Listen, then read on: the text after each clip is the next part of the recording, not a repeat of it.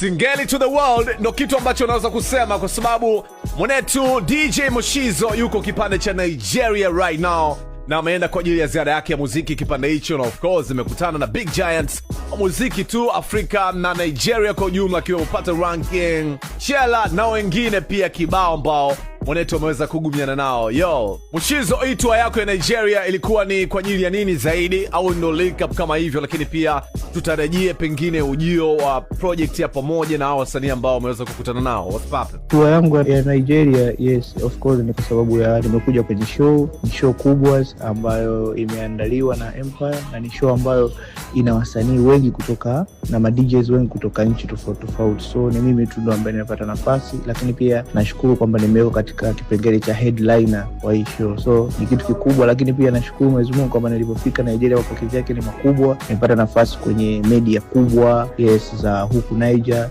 Yes, so kwa mara ya kwanza tumeintroduce Masingeli. Yes, kwa mara ya kwanza watu wamepokea vizuri. Kila mtu ambaye anasikia Singeli anaona kabisa sound iko tofauti, lakini sound ambayo ni nzuri. Yes, lakini pia nimepata nafasi pia kukutana na baadhi ya celebrities wakubwa wa huku Nigeria. Mimi nadhani tutegemee vitu vikubwa, kwa sababu nimeweza kukutana nao, lakini pia nikaweza kuwasikilizisha baadhi ya beat zangu, lakini wote walikuwa wako na vibe kubwa, wanapenda, wanasema hii is so crazy.